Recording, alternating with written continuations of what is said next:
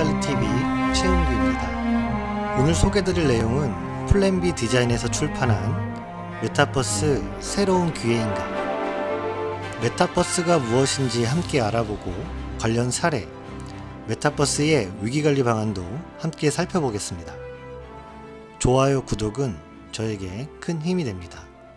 그럼 메타버스에 대해서 함께 알아보도록 하겠습니다. 2020년 시작과 함께 찾아온 코로나19는 우리 삶의 많은 부분을 변화시켰습니다. 이러한 위기는 하나의 기회로 찾아오기도 했습니다. 우리는 만남을 가장 좋은 장소, 또 소통 수단이라고 여겨왔습니다. 카페, 식당, 강의실, 공원 등에서 여러 사람들이 함께 어울려 놀고 공부하며 일하는 삶의 방식이 최고라고 믿었습니다.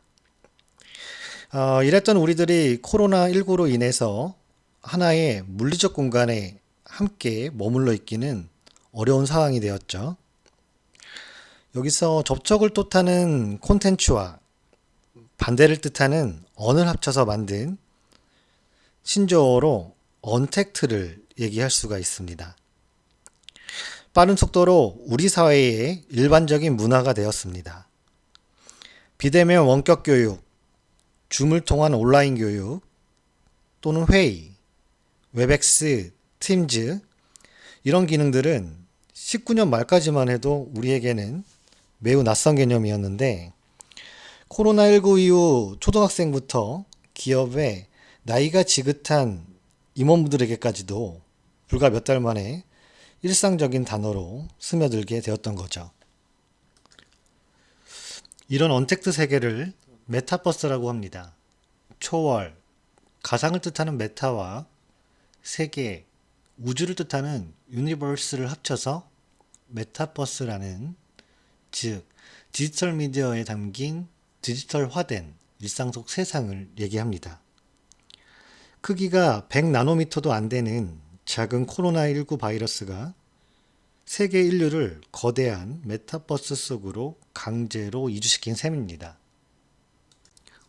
우리가 흔히 알고 있는 페이스북, 인스타그램, 카카오 스토리에 일상적으로 우리의 일상을 올리는 행위, 인터넷 카페에서 가입해서 회원이 되고 활동하는 행위, 온라인 게임을 즐기거나 이러한 모든 활동이 메타버스에서 살아가는 방식이기도 합니다.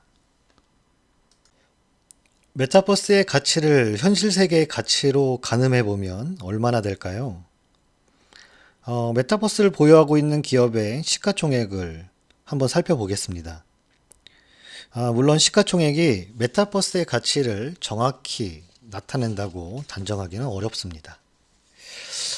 2020년 8월 기준으로 메타버스를 운영하는 여러 기업들을 후방에서 웹서비스를 지원하는 아마존의 시가총액은 1880조 원 정도, 수많은 브이로그가 올라오는 유튜브를 보유한 구글의 시가총액은 1200조 원, 라이프 요깅 분야의 대표적인 기업인 페이스북의 시가총액은 900조 원을 돌파하고 있습니다.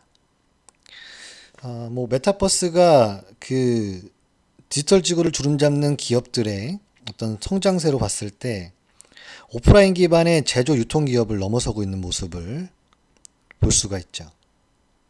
이 메타버스라는 개념을 그저 먼 세상 이야기나 일부 디지털 마니아의 Z세대들의 놀이터 정도로 여겨서는 안 될 이유가 여기 있다고 보여집니다. 이 책에서는 기술연구단체인 ASF의 4가지 분류 기준을 사용해서 메타버스를 분류하고 있습니다. 증강현실 세계, 라이프 로깅 세계, 거울 세계, 가상 세계가 ASF의 분류 기준이라고 볼 수 있죠. 그럼 첫 번째로 증강현실에 대해서 함께 알아보겠습니다. 증강현실이라는 개념은 1990년대 후반에 처음으로 등장하게 되고 현실 세계의 모습 위에 가상의 물체를 덧씌워서 이런 것들을 보여주는 기술이 어떤 증강현실의 시작이 되었죠.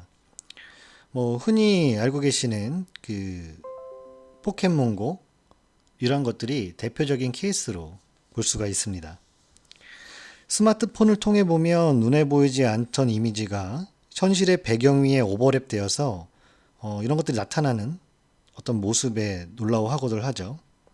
예를 들어 보면 친구가 보내준 생일 카드에 인쇄된 마커를 스마트폰 증강현실 외부로 스캔하면 애니메이션 캐릭터가 등장하는 축하 영상이 생일 카드 위에 입체적으로 재생되는 어떤 형식입니다. 여러 가지 증강현실 세계에 대한 어떤 사례들이 많이 있지만 오늘은 증강현실이 만들어낸 스마트 팩토리에 대해서 함께 알아보도록 하겠습니다. 제품 생산 과정에 다양한 정보통신 기술을 적용해서 생산 효율을 향상시킨 어떤 미래형 공장을 스마트 팩토리라고 부릅니다. 증강현실은 제조 현장, 공장의 환경까지 변화시키며 스마트 팩토리를 현실화하고 있죠.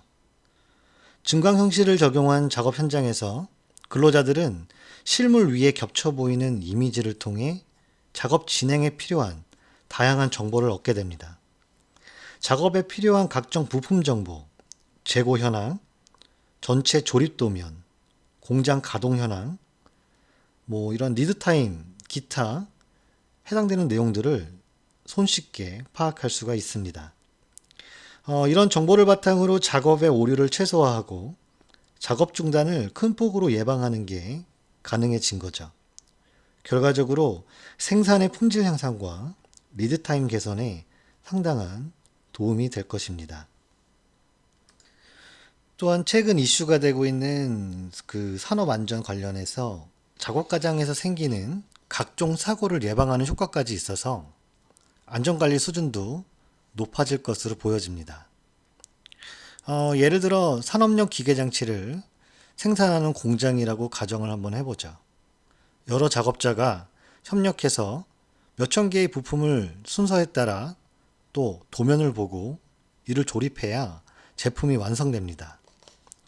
전통 작업장에서는 근로자들이 이런 내용을 문서나 파일 형태로 확인하면서 공정을 진행하게 되는데 증강현실을 사용하게 되면 근로자는 헤드셋을 통해 작업 과정에 맞춰서 필요한 부품과 도면에 어떤 해당되는 정보들을 자동으로 제공받게 됩니다. 일례로 전투기 조립 공장 또 조립 공장에 참여하는 엔지니어들의 이 엔지니어들 교육하는데 수년을 투자할 정도로 제작 공정이 상당히 복잡합니다. 이 조립 공정에 증강현실을 도입하면 이런 엔지니어들은 여러 부품 정보를 확인할 수 있고 그 부품을 조립해야 하는 위치와 작업 방법까지도 실시간으로 파악하게 되죠. 실제적으로 이 전투기 조립 과정에 증강현실을 도입한 사례가 있고 작업의 정확도와 생산 속도가 각각 96%, 한 30% 정도가 향상된 결과가 있다고 하네요. 실제적으로 유럽 항공기 제작 회사인 에어버스, 이 미라라는 회사에서 이 증강현실 시스템을 통해서 제작 중인 항공기의 모든 정보를 엔지니어들에게 3차원으로 제공하고 있고, 이런 이 에어버스의 경우에 이 미라를 통해서 브레이크 검사에 필요한 소요 시간을 3주에서 또 3일로 단축을 했다고 하죠. 이거 어마어마한 시간 단축이라고 볼 수 있을 것 같고요. 보잉은 보잉 747 항공기의 배선 작업 공정을 증강현실로 적용해서 작업 시간을 25% 단축하고 이에 해당하는 오류 비율도 0%를 기록한 바 있습니다. 또 제가 좋아하는 분야 중에 하나인데 교육 관련해서도 이런 증강현실은 현장 근로자들에게 제조 과정에 필요한 각종 기술들을 교육하는데 폭넓게 쓰입니다. 실제 공장을 방문하지 않더라도 교육 과정에서 근로자가 공장에서 실습을 하는 듯한 이런 상황을 연출해서 몰입감을 높일 수 있을 것이고, 실제로 이제 BMW에서 18개월 동안 진행되는 제작 엔지니어 교육에 증강현실을 도입했고, 이로 인한 효과를 볼 수가 있었죠. 증강현실은 안전도 향상, 작업시간 단축, 품질 개선, 교육 원가 절감, 뭐 이렇게 다양한 효과를 보이면서 생산 현장, 공장을 바꿔가고 있습니다. 자, 다음은 라이프 로깅 세계에 대해서 설명하겠습니다. 라이프 로깅이라는 것은 자신의 삶에 관한 다양한 경험과 정보를 기록하고 이를 저장하고 때로는 공유 활동을 하는 이런 활동들을 통틀어서 라이프 로깅이라고 부르고 있습니다. 흔히 우리가 자주 사용하는 소셜미디어, SNS, 페이스북, 인스타그램, 트위터, 뭐 다 하나의 라이프 로깅이라고 볼 수 있는 거죠. 이 라이프 로깅에 사람들이 몰입하는 이유가 뭘지 한번 생각을 해볼 수 있을 것 같아요. 그리고 사람들은 어떤 내용들을 이 라이프 로깅을 통해서 기록하고 있는지 함께 보겠습니다. 사람들이 소셜미디어에 주로 공유하는 내용들은 자신의 생각, 자신의 활동, 추천하고 싶은 거, 뉴스 기사, 알리고 싶은 다른 사람의 라이프 로그, 자신의 느끼는 감정, 자신의 미래 계획순이라고 합니다. 이렇게 이제 많은 자신의 삶에 대한 기록을 원하는 것, 이 사람들의 니즈의 하나의 부분이지 않을까 생각이 듭니다. 라이프 로깅의 대표적인 사례로 페이스북을 들 수 있는데, 이 페이스북에 접속하는 사람들이 2019년 기준으로 매일같이 15억 6천만 명이 접속을 하고 있습니다. 매년 한 8% 정도 증가한다고 볼 수 있을 것 같고, 이 페이스북은 2018년도에 558억 달러, 그러니까 우리나라 환화로 하면 대략 66조 해당되는 매출을 올렸고, 전년도 대비 37.4%가 상승한 수치로 볼 수 있습니다. 근데 좀 놀라운 것은 이제 영업이익률을 볼 수가 있는데, 영업이익률이 2018년 기준으로 무려 이제 44%, 환화로 대략 29조 정도 발생을 한 거죠. 이게 좀 왜 대단하다라고 느끼냐면 2018년도 현대자동차 매출액이 97조고 영업이익이 2조 4천억이라고 봤을 때 많은 차이가 나는 것을 알 수가 있죠. 소셜 미디어 분야의 라이프 로깅에 대해서 함께 알아봤습니다. 자, 세 번째, 거울 세계에 대해서 알아보겠습니다. 실제 세계의 모습, 정보, 구조 등을 가져가서 복사하듯이 만들어낸 메타버스를 거울 세계라고 합니다. 현실 세계의 효율성과 확장성을 더해서 만들어진 거죠. 구글 예를 한번 들어보겠습니다. 구글이 왜 지도를 만드는지 한 번쯤 생각해 볼 수 있을 텐데, 구글은 지도 서비스를 2005년 2월에 발표하고 지금까지 계속 업데이트하면서 해당 서비스를 확장하고 있습니다. 구글이 직접 지도 정보를 제작하기도 하지만 미국에서는 일반인들이 참여해서 지도 정보를 수정하거나 내용을 추가할 수도 있습니다. 구글 지도는 네이버 맵과 유사하게 대중교통, 자동차, 도보 등으로 이동하는 경로를 검색해 주거나 실시간으로 교통 상황을 알려주기도 하죠. 거리를 찾아볼 수 있는 이런 스트리트뷰, 이런 서비스에서도 360도 파노라 이미지를 제공해서 거리의 여러 지점에서 주변 사진을 둘러볼 수 있게 합니다.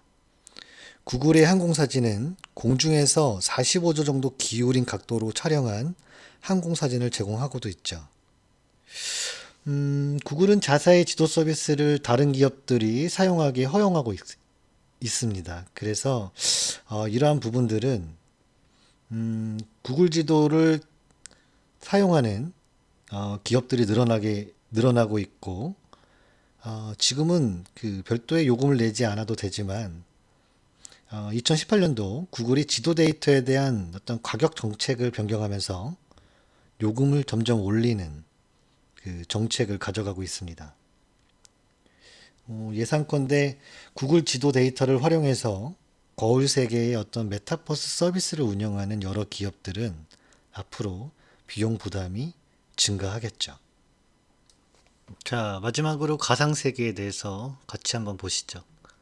현실과는 다른 공간, 문화적 배경, 등장인물 등을 디자인해놓고 그 속에서 살아가는 메타버스. 가상세계에서는 사람들은 자신의 본래 모습이 아닌 아바타를 통해서 무언가를 합니다. 탐험을 즐기기도 하고, 소통을 하기도 하고, 이를 통해서 성취를 이루기도 하죠. 가상세계에 존재하는 아이템과 디지털 자산을 얻거나 높은 레벨과 권한을 얻기도 합니다. 여러 사람들의 마음을 움직여서 하나의 목표에 도달하면서 자신의 뜻이 이루어진 것을 기뻐하기도 합니다. 흔히 얘기하는 게임 세계, 여러분들이 아시는 리니지라든지, 월드 오브 크래프트, 여러 가지 어떤 가상 세계 기반의 게임을 하면서 즐길 수 있는 하나의 아이템으로 볼 수 있겠죠. 다양한 분야에서 메타버스 사례가 적용될 수 있을 겁니다. 삼성전자, SK바이오팜, LG화학 등에서 관련된 어떤 그 메타버스 사례를 통해서 향후 근무 환경이 변경된다면 좀 더 효과적일 것이라 판단이 됩니다. 일례로 LG화학 같은 경우에는 국내 화학 분야에 대한 어떤 선도 기업이고, 그 LG화학에서 석유화학 제품이라든지 전지, 특수 소재, 의약품, 비료 종자 등 다양한 제품을 생산하고 있습니다. 특히 비료 종자를 생산한다는 사실을 모르는 사람들도 있지만, 해당 분야도 국내 시장 점유율 2위를 기록하고 있으니까 참고하시면 좋을 것 같습니다. 이 기업이라는 것들에 대한 기업이 규모가 크게 되면 전반적으로 전체적인 관점, 틀에서 어떻게 움직이고 있는지 머릿속에 그려보기가 쉽지가 않죠. 최종 소비자, 또 생산자, 또 일반인, 여러 가지 그 조직 내의 전체 구조를 그린다는 것은 쉽지 않기 때문에 이를 설계할 수 있는 어떤 메타버스가 하나의 중요한 요소로 자리 잡을 수 있을 겁니다. 예를 들어 보면 독일의 전기전자 플랜트 기업인 지멘스는 자사의 플랜트 관련 기술과 브랜드를 대중하게 홍보하고 여러 분야 인재들의 관심을 끌기 위해 플랜트 VR을 공개를 했죠. 참고로 플랜트 산업은 전력이나 석유, 가스 등 생산하는 설비를 공급하거나 공장을 건설해주는 역할을 하게 됩니다. 플랜트 B를 통해서 사용자는 공장을 건설하고 운영하는 작업을 경험하는데, 이를 통해 지멘스의 업무에 대한 이해도를 높이고 브랜드에 대한 호감도도 향상이 됩니다. 이해도와 호감도의 향상은 지멘스가 필요로 하는 여러 국가의 다양한 인재들이 지멘스에 지원하는 동기를 높여줄 뿐만 아니라, 이러한 플랜트빌은 지멘스의 어떤 직원들이 내부 교육용으로도 사용되겠죠. 다양한 학문 경험을 가진 신입사원들이 지멘스에서 일하게 되는데, 대부분의 직원들에게 지멘스의 주력 사업인 플랜트 사업은 꽤나 낯선 분야일 수 있습니다. 그래서 지멘스는 플랜트빌을 통해서 지멘스가 가진 기술의 세부적인 속성까지는 아니지만 플랜트 사업의 특성과 지멘스의 역할을 모든 신입사원들이 쉽게 이해하도록 돕고 있습니다.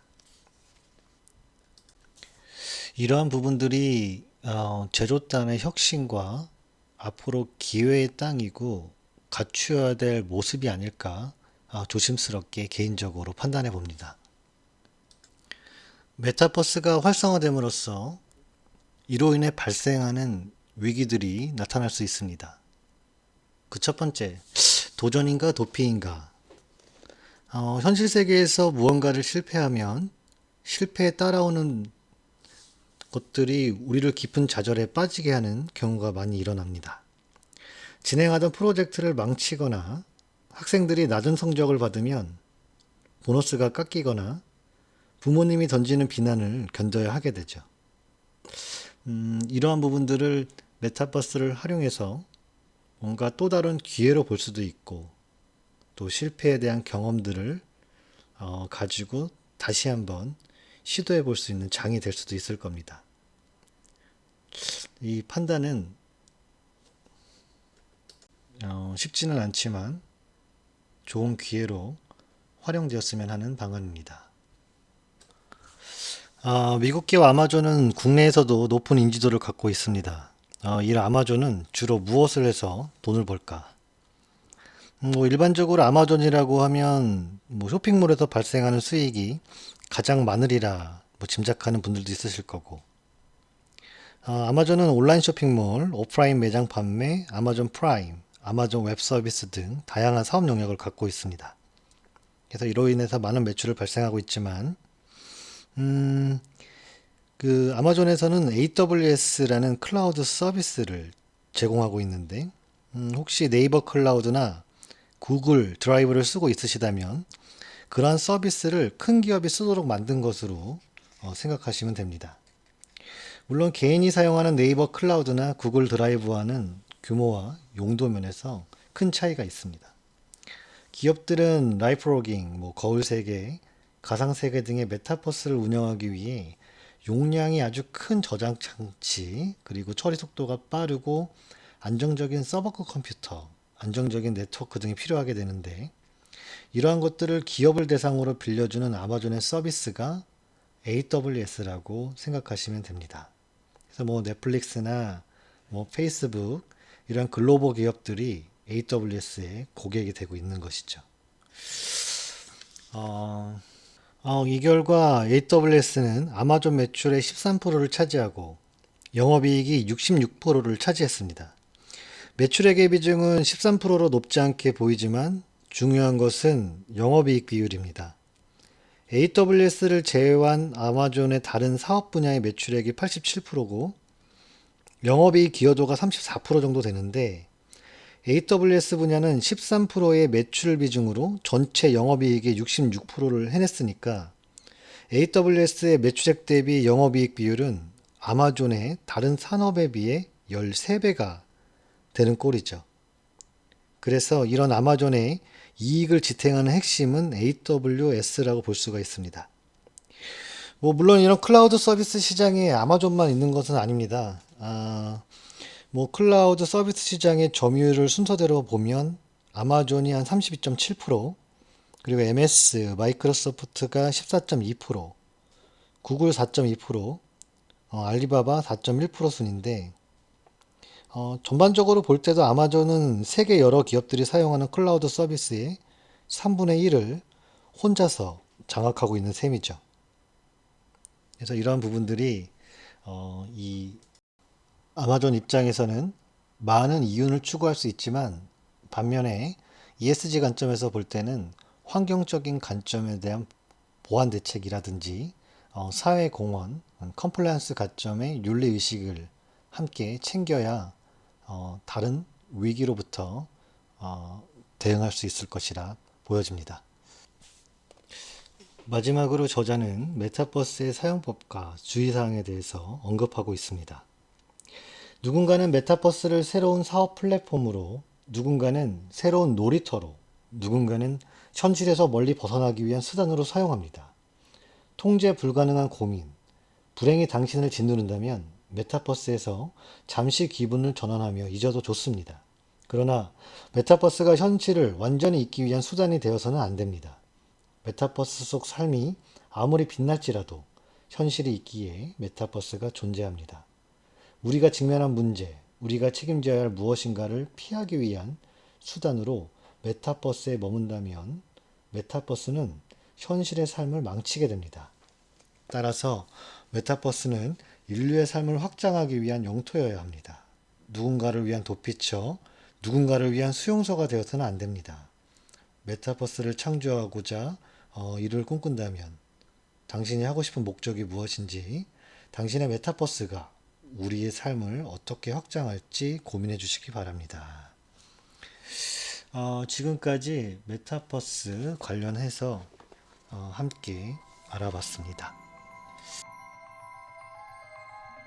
위기관리TV에서는 다양한 미래 트렌드를 살펴보고 우리의 삶 속에서 일어나는 미래 위험을 대응하기 위한 지식을 함께 공유하고 있습니다. 그럼 다음 시간에 뵙겠습니다. 감사합니다.